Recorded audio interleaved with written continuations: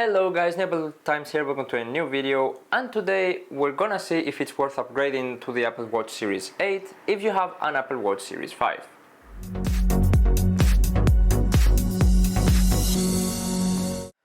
Okay, so the Apple Watch Series 5 was announced back in 2019 and it had some features that made it stand up from the Apple Watch Series 4, like the always on display and the new compass integration.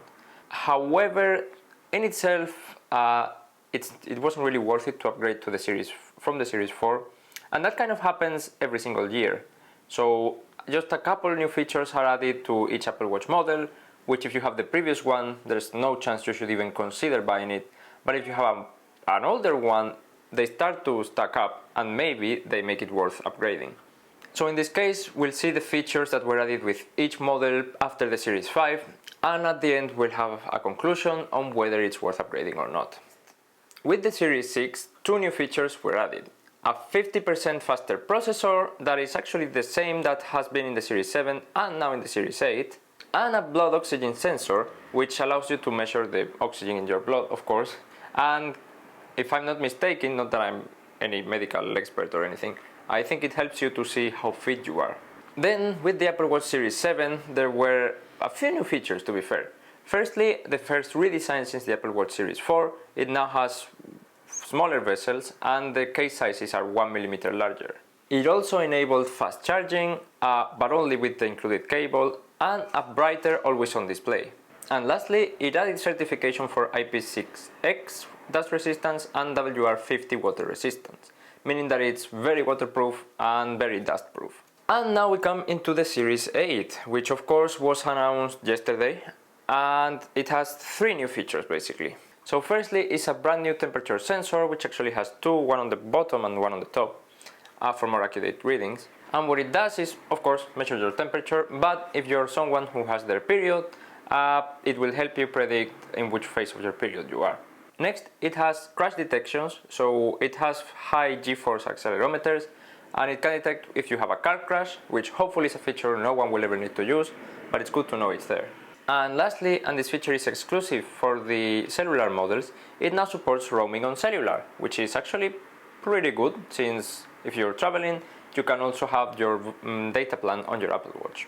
And yeah, that is basically it. Of course, Apple also announced the Apple Watch Ultra, which is just crazy and has so many new features. It's probably the biggest improvement for the Apple Watch ever, even including the first original Apple Watch, because we kind of knew what we were expecting. But the Apple Watch Ultra is just crazy in every way. So yeah, I'll be making a separate video comparing the Apple Watch Series 8 with the Apple Watch Ultra, so if you don't want to miss that, it's probably here or here, unless it hasn't been uploaded yet, but it will probably be. Okay, so all in all, unlike the Apple Watch Series 4, which I recommend upgrading from, I don't think it's good enough of an upgrade to upgrade if you have a Series 5, unless you really want one of these features. So for example, say you want a brighter always on display, or you want even more dust and water resistance, then you might consider getting it, but if you don't die for any of those features, I would highly recommend waiting for the Apple Watch Series 9, as it will add maybe a couple, 2 or 3 more features that might make it more worth of an upgrade.